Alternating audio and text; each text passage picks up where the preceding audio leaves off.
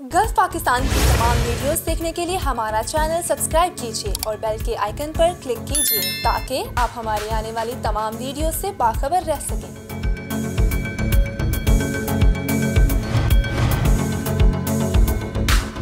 बिस्मिल्लाहिर्रहमानिर्रहीम। आप देख रहे हैं program issue of the day. हमारे साथ मौजूद हैं सीनियर तज्जिया निगार इकबाल शाहिद साहब। इकबाल शाहिद साहब, क्या हाल चाल है? खैरियत से? ठीक ठाक है। इकबाल साहब, ये क्या हो रहा है? ये जो आज जो आपने देखा है सारा, ये क्या देख रहे हैं इस चीज को? तारिक साहब, आपने भी देखा है, मैंने भी देखा है, पाकिस्तान के सब लोगों ने देखा, बल्कि पूरी दुनिया ने ये नंगा तमाशा देखा। जी बिल्कुल ऐसे। कुछ लोग कहते हैं मीडिया को मेरा ख्याल जो सच दिखाने के पैसे मिल रहे हैं सारे, क्योंकि सच दिखाते जाओ, जो आपके मुल्क में हो रहा है उसको बिल्कुल एज इट इज दिखाते जाओ और मुल्क का ग्राफ नहीं चलाते जाओ। बात तो आपकी ठीक है, लेकिन वजह यह है कि जो हो रहा है वही दिखा रहा है, लेकिन कुछ लोग जो हो भी रहा है वो भी नहीं दिखा रहे। इसमें मेरा वजन दूसरी कंट्रियां जितनी भी हैं उसमें सारा कुछ ही होता है, हर चीज होती है। क्राइम हमसे बहुत ज्यादा होता है, वो नहीं दिखाते, वो नहीं दिखाते, हम दिखाते हैं। हम कहते हैं हमारे मुल्क में चोर भी ज्यादा है, डाकू भी ज्यादा है, ज़ना भी ज्यादा हो रहा है। हमारे मुल्क में आपने आना जाना नहीं है। हमारे मुल्क पे पाबंदियां जो अमेरिका लगाता है वो इसीलिए लगाता है कि भी वो मुल्क जो है ना वो रहने के काबिल नहीं है। वो मुल्क में तो सब कुछ हो रहा है। कहने का आपका मकसद ये है कि पाकिस्तान के ये जो अदारे हैं जो पूरी दुनिया में देखे जाते हैं, ये पाकिस्तान की जो तस्वीर पेश करते हैं वो नहायत गंदी तस्वीर पेश करते हैं जिसका जर्नलिज्म में कोई ताल्लुक नहीं। और इंडिया इसमें बहुत हद तक मुलव्वस है कि वो जो आपकी चीजें हैं ना वो सारी इकट्ठी करता है और पूरी दुनिया पे वो फैलाने में उसने हर जगह पे नेटवर्क बनाया हुआ है, दुनिया के हर कोने में। देखो, वो तो तारिक साहब दुश्मन है, वो तो करेगा, लेकिन हम क्या कर रहे हैं? सूरत ये है कि वो तो दुश्मन है, दुश्मन ऐसा ही काम करता है। ये जो आज दुश्मनी हुई है, ये हमने जो खुद की है कि हमारी असम्बलियों में जो चीजें बन रही हैं इस वक्त, जो हमारी असम्बलियों में हो रहा है, वो कानून बनाने वाले जो अदारे हैं उन्हीं को आके हमारी पंजाब पुलिस जो है ना वो उन्हीं को आके पकड़ रही है। जी कि आप जरा मसले के अच्छा, बड़ी शर्मनाक है कि कानून साज अदारा जो होता है वो कोई वो जो नेशनल असम्बली का मेंबर हो, प्रोविंशियल असम्बली का मेंबर हो, उसका जो स्टेटस है वो आप देखें कि पाकिस्तान के सबसे बड़े अदारे के बड़े रैंक के बराबर होता है। MP 22वें ग्रेड में गिना जाता है, जनरल के बराबर गिना जाता है, पाकिस्तान के टॉप ब्रास उर्दू में गिना जाता है, इसलिए कि वो कानून साज अदारा होता है और उनकी रिस्पेक्ट जो है उसी को फॉलो किया जाता है। कोई कानून बनता है ना, या वहाँ कोई कट मोशन आती है, बिल टेबल होता है, वो आंसरेबल नहीं है। इवन देन, आप तो पुलिस की बात कर रहे हैं, इवन देन उनको कोई अदालत का क्वेश्चन नहीं कर सकती। ये सिर्फ पाकिस्तान ही है।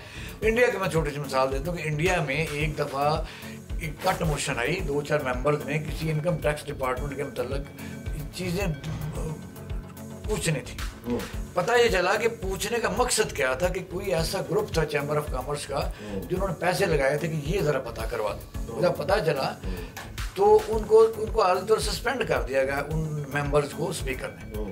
वो केस पुट हुआ सुप्रीम कोर्ट ऑफ इंडिया में, तो सुप्रीम कोर्ट ऑफ इंडिया ने जब नोटिस भेजा तो उन्होंने शट अप कॉल दी और मानेंगे विथड्रॉ कि आप होते कौन है? आप तो इससे भी आगे देख रहे हैं, पाकिस्तान की पुलिस एंटी राइट जिसको आप कहते हैं कि दहशत गर्दों को काबू करने के लिए वो इस वक्त असम्बली के इजलास के दौरान वहाँ गई और उन्होंने लोगों को उठाया। जो कानून साज अदारे के मेंबर हैं उनको उठा के बाहर ले आए। कुछ लोग कहते हैं मियाँ शहबाज ने वहाँ से टेलीफोन किया, ऐसा नहीं हो सकता। वजह यह है कि अगर अदारे जो हैं वो कानून को फॉलो करें तो वो किसी की नहीं मानते। पूरी दुनिया में वज़ीर आज़म एक आदमी भर्ती नहीं कर सकता, 10 रुपया किसी को नहीं दे सकता। मसला ये है कि ये तो यहाँ ही है कि अगर आदमी वज़ीर आला बन जाता है तो कई मुल्कों में तो पता ही नहीं होता वज़ीर आला। देखिए कि इकबाल शाहिद साहब, ये जो आज हमारी असम्बली में हुआ है ना, ये आप समझे कि ये इसके असरात अब बाहर आने आज से शुरू होता नहीं, ये इस पर टाइम नहीं लगना और ये खाना जंगी की तरह मुल्क धकेलेगा। आप खुद कह रहे थे इसमें किस किस का कसूर है और किस पर हम यानी इसको हम रोएं और पीटें कि सुप्रीम कोर्ट ऑफ पाकिस्तान में नाअहलियत के लिए एक रिट दायर की जाती है, जब ये भी कोई वाक़या हुआ ही नहीं था। बड़ी पुरानी बात है। उन्होंने माशाल्लाह नहीं सुनी, उन्होंने दबा के बैठे हुए हैं सुप्रीम कोर्ट के कम से कम जो कत्ल करने किसी को जा रहा है वो पहले उसको कत्ल कर ले तो फिर हम पहुँच जाएंगे। और जब उनकी ज़रूरत हुई तो फिर रात के 12 बजे अदालतें लगा के बैठ गए। सामने सुप्रीम कोर्ट है, वो इलाका अगर आपने देखा हो तो ये बिल्कुल मैरिट के अपोजिट सिंध हाउस है, परे माने सदर है, ये सुप्रीम कोर्ट ऑफ पाकिस्तान है, ये नेशनल असम्बली है।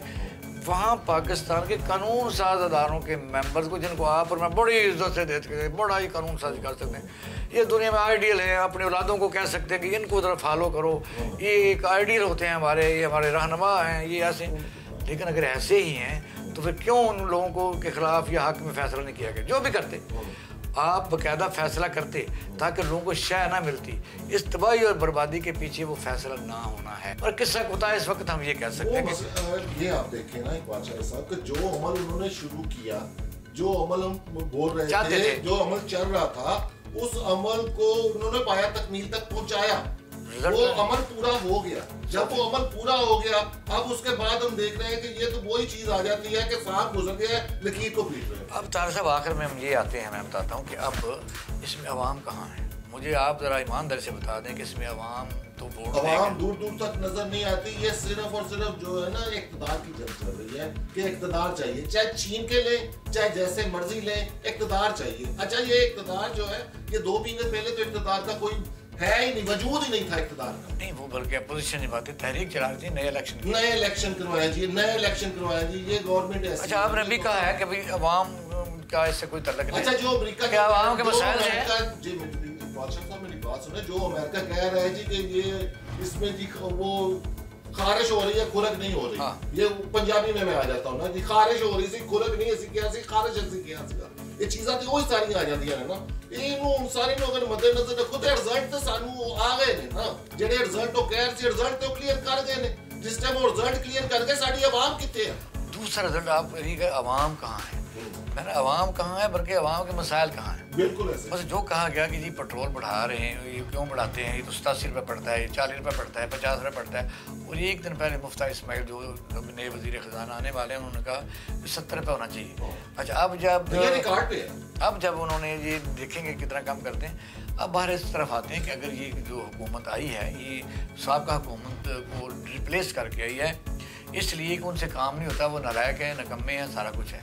अब मुझे तारिक साहब बताइए कि ये इस वक्त जो मुल्क के मुआशी हालात हैं, मुल्क में अगर अनरेस्ट हो, मुल्क में धींगा मुश्ती हो, मुल्क में खाना जंगी की कैफियत पैदा हो, और फिर इस दौरान जितनी देर तक इलेक्शन नहीं करवाते, ये मुल्क को बर्बादी और तबाही की तरफ लेके जाते। दूसरा आप देखें कि इमरान खान को इस वक्त रिज़ाइन दे के वो अपना बड़े बड़े जलसे कर रहे हैं। अच्छा, कुछ लोग हमारे दोस्त कहते हैं जो किसने जलसे कर लेगा, ये आंखें बंद करने वाली बात है। इसका एक ही हल था, जो भी मुल्क के मुक़्तदर अदारे हैं उनको सब हाथ जोड़ के कह रहे हैं कि आपकी खामोशी हमें मरवा रही है, तबाह बर्बाद कर रही है। नए इलेक्शन है, जो मर्जी आ जाए, इसमें कौन सी बात है। बहरहाल ये जो सेटअप था, ये किस लिए बना था, किसको खुश करने के लिए बना था, वो कामयाब हो गया। इसको दलील इसको छोड़ दें। अब है कि उन्होंने आज चोरी परवेज़ का बाजू टूटा है, बड़े सीजन पॉलिटिशियन, हमें उसका अफसोस भी है, ऐसा नहीं होना चाहिए था, क्योंकि कल को ये रिजल्ट रिवर्स भी हो सकता है। अब ये नई हुकूमत आई है, तो मैं ये समझता हूँ कि ये मसाइल हल करेगी। नहीं जी, जो वादे किए हैं, ये तो 6 माह की या साल की या 3 माह की या 1.5 साल की हुकूमत है। उनका तो ख्याल ये है ना कि हमने 1.5 साल रहना, पहले तो नहीं मानते थे। अब वो ये कहते हैं हालात को बेहतर करके। उनका एजेंडा क्या है, ये गार्ड नोज बैटर, क्योंकि असफ अली जरदारी साहब ने मेन कॉन्स्टिट्यूशनल वो मांगे हैं। वो कहते हैं चेयरमैन सेनेट में मेरा होगा, हम पहले प्रोग्राम में कह चुके। फिर वो कहते हैं जी कि स्पीकर तो पीपल पार्टी का आपके सामने आ चुका है, डिप्टी स्पीकर जो है वो जमीयत उलमा इस्लाम का होगा, यानी 10 मिनिस्टर होंगे इस वक्त। वो भी हो सकता है। वो उन्होंने कहा मुझे बलूचिस्तान की सूबाई असम्बली भी दो, वहाँ गवर्नर भी दो, मुझे अब KPK का गवर्नरशिप दो, मुझे 4 मिनिस्ट्रियाँ दो। इस तरह वो जो गवर्नर सिंध हैं वो MKM के पास चले जाए। ये क्या हो रहा है? मुझे ये इक़्तिदार की जंग में हिस्से बखरे जिस तरह मिल मिला के कर रहे हैं तारिक साहब, इसमें अवाम कहाँ है? अवाम नहीं, कोई अवाम का दूर दूर तक कोई चक्कर नहीं है। आप ये सिर्फ और सिर्फ इक़्तिदार और सिद्दत में ये हो रहा है, और वो अपनी अपनी सीटें अपनी अपनी मुराद ले हैं और वो अपनी अपनी मुराद लेते जाएंगे। अवाम का यहाँ पे कोई नहीं सोचेगा। ये इसका हल यही है कि इसका इलेक्शन करवा के इसको मुल्क में जो है ना वो सुकून आ जाए, मुल्क एक। अगर इलेक्शन भी करवा लें, अगर इलेक्शन हो जाए, अगर इलेक्शन करवा लें। बल्कि मैं पिछले प्रोग्राम में मैंने एक लफ्ज़ कहा था कि भाईजान ये जो मुल्क है ना, ये जो मुल्क के लायक, मैं कहने वाला था, और ये निज़ाम आप किसी को भी ले आएंगे, ये निज़ाम क्रैश कर जाएगा। इस निज़ाम को चेंज करना पड़ेगा। अगर मुल्क को साथ लेके चलना है तो अवाम को साथ लेके चलना है तो ये निज़ाम चेंज करना पड़ेगा। अगर ये निज़ाम नहीं चेंज करते तो ये मुल्क खत्म हो जाएगा। देखो आपकी बात से तो सब लोग मुत्तफिक हैं कि इलाज तो यही है, करेगा कौन? नंबर एक, जो यूथ है, जिस बंदे का हाथ पड़ता है वो बेचारा बाहर जाना चाहता है, यहाँ नहीं रहना चाहता। मैं ईमानदारी की बात बताता हूँ। वजह यह कि आप चाहते हैं जागीरदार सिस्टम खत्म हो जाए, कभी नहीं करेंगे, कभी नहीं करेंगे। इनके तो इतनी कॉन्स्टिट्यूंसीज हैं कि एक एक खानदान के 3-3 बंदे सेनेटर भी होता है। मैं तो कहता हूँ कि इसका जो आसान हल है ना, कि जो जमीन की जो वैल्यू है ना, गवर्नमेंट उसको जीरो कर दे। कौन सी गवर्नमेंट? जिनकी गवर्नमेंट के अंदर बैठे हुए गवर्नमेंट आ रही, जो नई गवर्नमेंट आती है ना, जो इलेक्शन के बाद गवर्नमेंट आती है, वो ऐसे बोल्ड स्टेप ले भाईजान, ऐसे बोल्ड स्टेप लेने चाहिए कि जमीन की वैल्यू जीरो कर दे। तो ये आपकी खुशफहमी है ना तारक साहब, मेरी बात सुने। जो लोग अगर यही निज़ाम रहता है, एक तरफ आप कहते हैं ये निज़ाम सही नहीं है, ये जमहूरियत में लोग मुंतखब हो के कौन आएंगे? जागीरदार, जिम्मेदार। तो वो क्या अपने खिलाफ कानून बना लेंगे?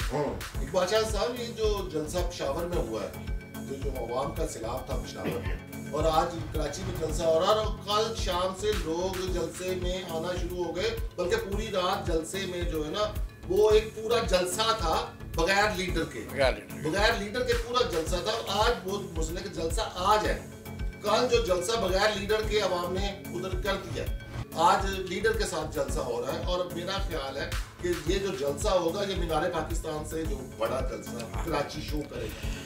तारिक साहब, जिस दिन इमरान खान के उसको उतारा गया और नए वज़ीर-ए-आज़म आए ना, आपने दूसरी इतवार वाला दिन रात को देखा होगा कि आपने अभी बात की है कि जिसमें वो किसी ने तकरीर भी नहीं करनी थी, यानी इमरान खान मौजूद नहीं था। क्या सारे पाकिस्तान में या बाहर के मुल्कों में इमरान खान मौजूद था इतवार वाली रात? बिल्कुल नहीं। तो लोग आप खुद ही आए ना। ये है ह्यूमन पल्स, जिसको कहते हैं नब्ज़।